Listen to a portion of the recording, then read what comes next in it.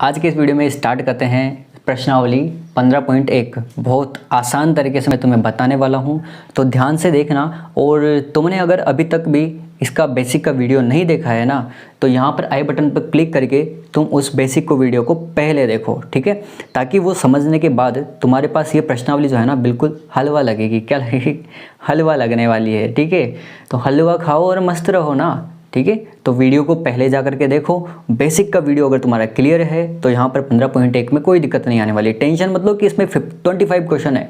अरे 25 कुछ भी नहीं है, 2 दिन की प्रश्नावली है, अगर तुम अच्छे से पढ़ना चाहो तो, ठीक है। तो बहुत ही आसान तरीके से मैं तुम्हें लेकर के चलना चाहता हूँ। तो चलते ही पहले करते हैं। लिखना है इसमें पहला क्वेश्चन क्या कहा कि घटना ई की प्रायिकता प्लस घटना ई नहीं की प्रायिकता बराबर डैश डैश है। तो इस डैश डैश का मतलब यहाँ पर खाली स्थान में हमें भरना है। और हमने पहले सूत्र लिखवाया था उस बेसिक के वीडियो में कि घटना के घटित होने प्लस घटना के घटित न होने दोनों की प्रायिकता का जो योग होता है वो तुम्हारा 1 होता है, ठीक है। तो यहाँ पर जो तुम्हारा उत्तर आएगा खाली स्थान पर वो आएगा 1। इसके बाद दूसरा पूछा है इस घटना की प्रायिकता उस घटना की प्रायिकता जो घटित न हो सकती है। तो जो घटित नहीं होती है ना वो असंभव घटना कहलाती है। पिछले ही वीडियो में मैंने तुम्हें बताया, तो बहुत इंपॉर्टेंट है बेसिक वाला वीडियो, उसी में से सारे क्वेश्चंस बन रहे हैं। तो घटना घटित नहीं होने की जो प्रायिकता होती है ना वो तो होती है तुम्हारी 0, ठीक है। जो घटना घटित नहीं हो सकती ना उसकी प्रायिकता तो रहेगी 0। और वो घटना कौन सी घटना कहलाएगी? असंभव घटना कहलाएगी। यहाँ पर दूसरा क्वेश्चन खत्म होता है। तीसरा पूछा है उस घटना की प्रायिकता जिसका घटित होना निश्चित है। तो जो निश्चित होती है ना घटना, उसकी जो प्रायिकता होती है वो होती है 1। ये भी लिखवाया है मैंने, ठीक है। तो घटना घटित होगी उसकी प्रायिकता होगी 1, और इस घटना को कहते हैं निश्चित घटना, ठीक है। इसको कहेंगे निश्चित घटना।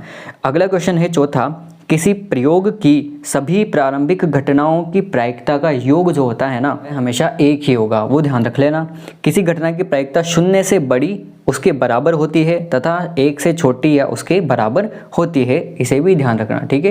ये मैंने लिखवा ही चुका हूँ, पहले लिखवाया था ना कि यहाँ किससे बराबर, 0 के बराबर ये वाली वैल्यू आई थी ना।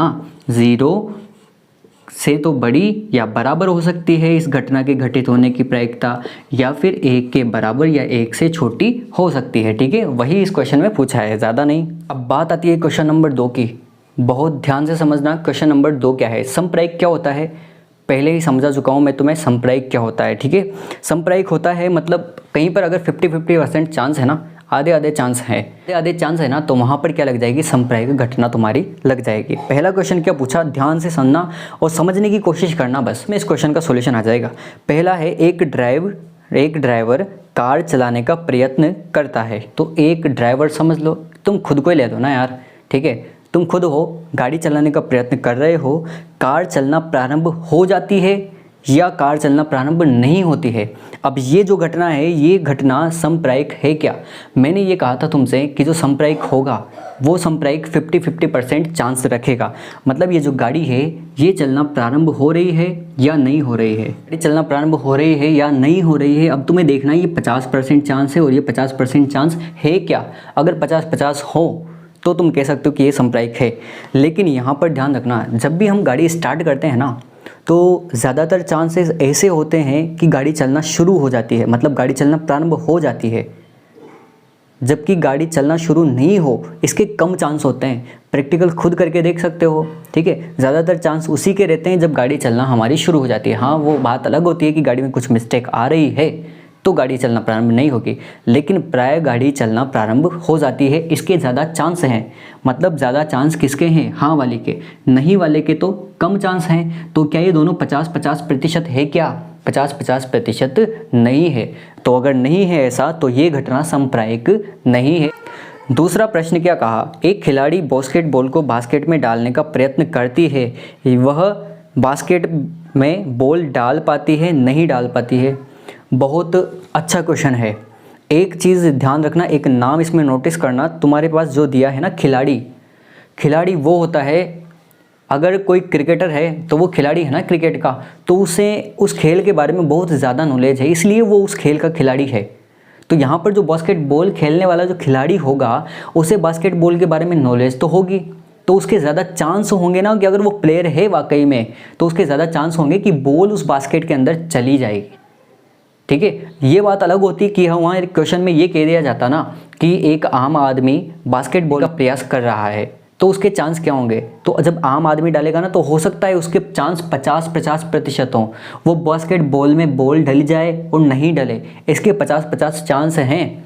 कब? जब तुम एक आम आदमी की बात करोगे। लेकिन अगर वहाँ पर नाम ले दिया ना एक खिलाड़ी का, तो खिलाड़ी के ज़्यादा चांस होते हैं कि वो बास्केटबॉल में बॉल को डाल दे। तो यहाँ पर ज़्यादा चांस हैं हाँ वाले, नहीं वाले के कम चांस हैं। तो ये मेन रीज़न है इसका कि यहाँ पर इसका तुम आंसर लिख सकते हो कि ये घटना सांप्रायिक नहीं है। ठीक है, तो इसका आंसर भी हो जाएगा घटना सांप्रायिक नहीं है।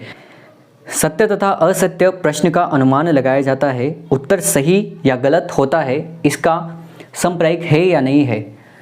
अब ध्यान से सुनना, हमारे पास क्या होता है एग्जाम में बहुत सी बार न्यू टाइप के ऑब्जेक्टिव क्वेश्चंस आते हैं। उनमें हम क्या करते हैं, अगर कोई क्वेश्चन नहीं आ रहा है तो तुक्का लगा देते हैं। क्या लगाते हैं? तुक्का लगा देते हैं उसमें। तुक्का लगाने पर लेकिन हमें नहीं पता कि वो उत्तर सही है या गलत है, लेकिन सही भी हो सकता है और गलत भी हो सकता है। इसके वहाँ पर 50-50% चांस हैं, प्रतिशत चांस होते हैं कि तुक्का लग भी जाता है और नहीं भी लग जाता। तो यहाँ पर ये घटना तुम्हारी प्रॉपर तरीके से लग रही है कि 50% चांस हैं कि तुम्हारा उत्तर सही है और 50% चांस है तुम्हारा उत्तर गलत है। तो हम यहाँ पर कह सकते हैं कि अतः यह घटना सांप्रायिक घटना है। तो जहाँ पर भी वैल्यू फिक्स वैल्यू हो ना, बराबर हो, 50-50% चांस हो दोनों के, वो घटना लिख देना सांप्रायिक घटना। लास्ट वाला समझना, क्या कहा, एक बच्चे का जन्म होता है, वह एक लड़का है या लड़की। अब तुम डायरेक्ट सोच करके तो ये नहीं बता सकते ना कि अंदर यार लड़का है या लड़की है, तो उसके चांस 50-50% ही हैं। तो तुम पैदा होगा ना तब जाकर के ही तुम पता लगा सकते हो कि हाँ वाकई में लड़की है या लड़की नहीं है, या फिर लड़का है लड़का नहीं है। लेकिन उसके पहले तो तुम यही सोच सकते हो ना, जैसे कि हाँ लड़का भी हो सकता है लड़की भी हो सकती है। तो दोनों के चांस है ना 50-50%। अगर सोचोगे तो वो बात अलग होती है कि तुम आजकल साइंस टेक्नोलॉजी इतनी हाईफाई हो गई है कि पहले से ही सब पता कर लेते हो, वो बात अलग होती है। लेकिन प्रॉपर तरीके से जब सोचा जाए तो हम ये सोच सकते हैं कि हाँ लड़का भी हो सकता है और लड़की भी हो सकती है। तो दोनों के चांस हैं 50-50% और 50-50% है तो ये घटना भी क्या हो जाएगी, तुम्हारी सांप्रायिक घटना हो जाएगी। ठीक है, और यहाँ पर ये दूसरा क्वेश्चन खत्म होता है। तीसरा क्वेश्चन भी बहुत आसान है। तीसरा क्वेश्चन समझते हैं।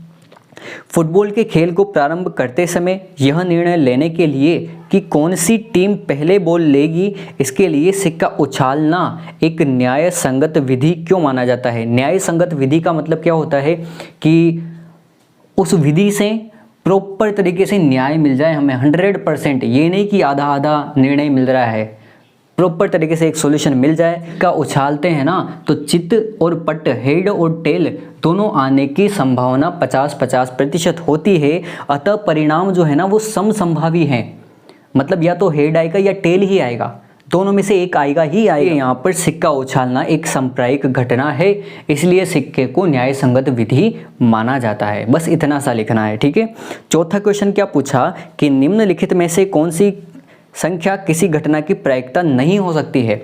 अब मैंने तुम्हें लिखवाया था कि जो प्रायिकता की वैल्यू होगी ना वो इतनी ही होगी साहब, ना तो इससे ज़्यादा होगी ना इससे कम होगी, या तो 0 के बराबर 0 से बड़ी या 1 के बराबर या 1 से छोटी। अब यहाँ पर पहली वैल्यू तुम्हें दी है, ए का मान तुम्हें दिया है 2/3, बी का मान तुम्हें दिया है -1.5। यहाँ पर ही हमारा उत्तर आ गया सबसे पहले ही। इसमें माइनस वाली वैल्यू तो कभी आएगी ही नहीं, क्योंकि हमें 0 से बड़ी वैल्यू चाहिए हमेशा।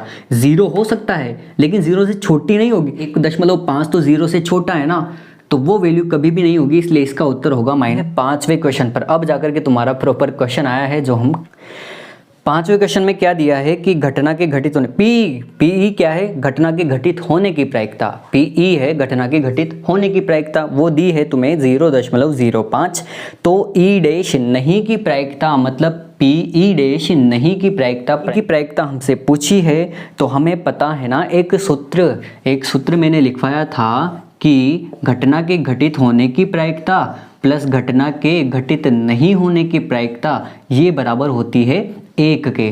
प्रॉपर तरीके से समझना, पहला ही क्वेश्चन अब स्टार्ट हुआ है यहीं से। आगे क्या होगा, पीई की वैल्यू 0.05 यहाँ से रख देंगे और यहाँ पर चलेगा आगे पी ई डैश, ई डैश क्या है यहाँ पर, घटना घटित नहीं होने की प्रायिकता। तो यहाँ से पी ई डैश की जो वैल्यू होगी वो आ जाएगी 1, ये चला जाएगा माइनस में, तो 1 माइनस 0.05, और जब इसे घटाओगे तो ये आएगा तुम्हारा 0.95। तो घटना के घटित नहीं होने की जो प्रायिकता है वो निकल करके आ चुकी है तुम्हारी 0.95। अरे ये घटाना नहीं आता होगा बहुत सौ को, तो यहाँ पर समझ लेना 1 और यहाँ पर घटाना है 0.05 को, तो यहाँ पर दशमलव लगा करके 00 लिखना पड़ता है। तो जब घटाओगे तो 1 कैरी इधर जाएगा तो यहाँ हो जाएगा 10, लेकिन 10 में से फिर 1 इधर जाएगा तो यहाँ तो होगा 10 और यहाँ रह जाएगा 9। 10 में से 5 जाएंगे तो यहाँ बचेंगे 5, 9 के से 0 जाएगा तो यहाँ बचेगा 9, और दशमलव लग करके फिर यहाँ 1 में, यहाँ तो कुछ है ही नहीं, यहाँ से तो कैरी ले लिया तो ये बचेगा 0.95। और यहाँ पर ये 5वां क्वेश्चन कंप्लीट होता है। इसके आगे के क्वेश्चंस अगले वीडियो में करते हैं, अब जाकर के तुम्हारे प्रॉपर क्वेश्चंस हो रहे हैं, ठीक है। आई होप तुम्हें वीडियो पसंद आई होगी। अगर प्रॉपर तरीके से ऐसे ही सॉल्यूशंस चाहते हो, अच्छे सॉल्यूशंस और इजी सॉल्यूशन चाहते हो ना, तो चैनल को सब्सक्राइब करके और बेल आइकन प्रेस करके अभी से रख लेना। और इसका बेसिक अगर तुमने अभी तक भी नहीं देखा है ना, तो इसका लिंक तुम्हें डिस्क्रिप्शन में मिल जाएगा, वहाँ जाकर के उसे देख लेना, ठीक है। मिलते हैं अगले